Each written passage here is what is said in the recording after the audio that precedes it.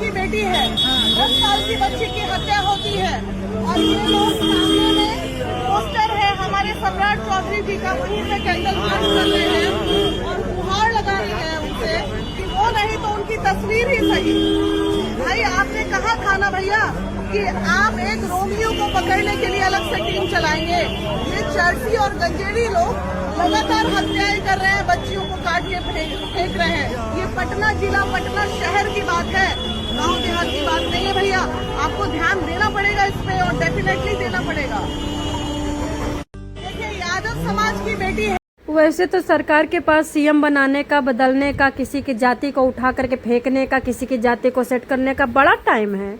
किस देश में, किस स्टेट में कौन सी जाति का सीएम होगा, कौन सी जाति का अभी कर रहा है, इसको किसी तरह से एलिगेशन निकाल करके किसी को टॉर्चर करके बाहर करो, इसका टाइम है। लेकिन वही सीएम के नाक के नीचे, सीएम के पोस्टर के नीचे, सीएम के घर के नीचे 10-10 साल की बच्चियों की लाशें मिलते हैं, लेकिन उसके लिए सरकार के पास टाइम नहीं है। क्योंकि कानून बना देंगे तो इनको विदेशों से मार दिया जाएगा ना, इनको लटका दिया जाएगा। क्यों तुमने कानून बना दिया बच्चियों के ऊपर? तुम क्यों बच्चियों को जिंदा रखना चाहते हो? भाई क्या डर है मोदी जी को? बताए ना मोदी जी, क्या डर है मोदी जी को कि बच्चों को बनाने के लिए, बच्चियों को बचाने के लिए कानून नहीं बना पा रहे हैं। इनको यूजीसी क्लियर याद रहता है, इनको SC/ST एट्रोसिटी एक्ट को बढ़ाने के लिए याद रहता है, इनको भीमराव अम्बेडकर की धर्मस्थली बनाने के लिए याद रहता है। लेकिन हमारे देश की जो नींव है पृथ्वी माता और हमारे देश की लक्ष्मी माता मर रही है, उनके लिए टाइम नहीं है हमारी सरकार के लिए। फिर एक घटना आ गई, अभी 6 दिन हुए घटना को बंद हुए। अभी दरभंगा में 15 साल की जिहादियों के द्वारा मार करके झांकी लड़की फेंकी गई है। अब दूसरी सुन लो मेरे हाथ से।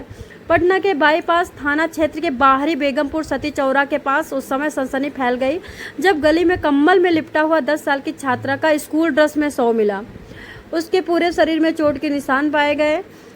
गोरी सी छोटी सी एकदम बिल्कुल नीले कलर के शर्ट और वो एक नीले कलर का ही एक स्कर्ट था पहन करके लड़की स्कूल का बैग लेकर के। अब देखिए आप लोग ये कितने हैवान हैं कि बच्चे के पीठ पे स्कूल का बैग तक इन लोगों ने नहीं उतारा और उसके लदे लदे बैग पे किस तरह से लिटा करके उसके साथ गैंगरेप किया। उसके बाद उसके पैरों को काट दिया।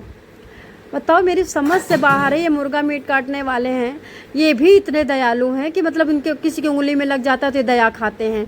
लेकिन ये गजेड़ी, संगे भजेड़ी और ये रेपिस्ट को दया क्यों नहीं आती है? बताओ, 10 साल की बच्ची की क्या औकात? तो पेपर देने जा रही थी, पीछे बैग टांग रखा था और बैग को नहीं उतारा, बैग लदे लदे मार दिया, बैग लदे लदे सब लोगों ने गैंग रेप किया।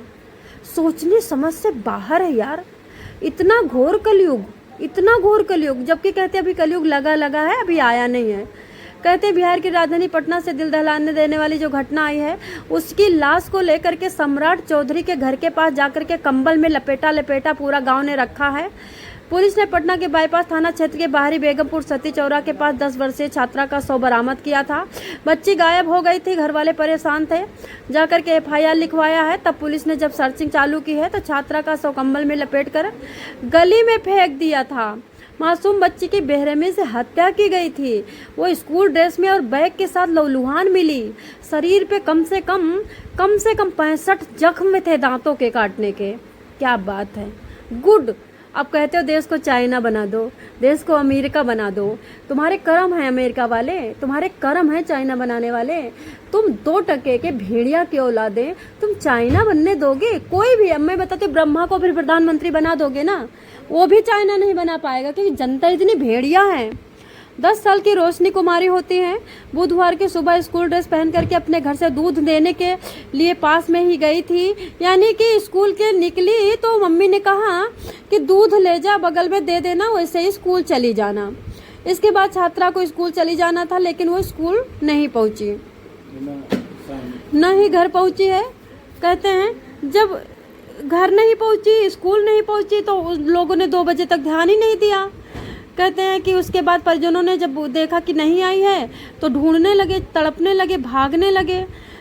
तो फिर उसके बाद जा करके FIR करवाया। 24 घंटे बाद गुरुवार सुबह छात्रा का कंबल में लपेटा हुआ शव गली में मिला। यानी परसों की बात है, मैं आज बता रही हूँ आपको।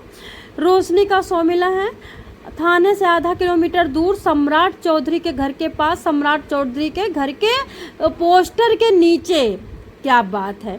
इसका मतलब कोई ऐसी शक्ति है जो कह रही है कि नेताओं को खूब अच्छी तरह से बदनाम करो, लेकिन नेता हैं भी बदनाम करने वाले, क्योंकि नेता को कुर्सी के सिवा और नेता को ओटन के सिवा और नेता को जाति पाति के सिवा, नेता को कुछ कौम को आगे बढ़ाने के सिवा, जिस कौम से इनको ज़्यादा वोटें मिले, कुछ दिखाई कहाँ देता है। आपको देखिए 17 लाख बांग्लादेशी मात्र मुसलमान घुसपैठी करके भारत में घुस गया है और सारा जवान बांग्लादेशी है, दिल्ली में घुस गया है।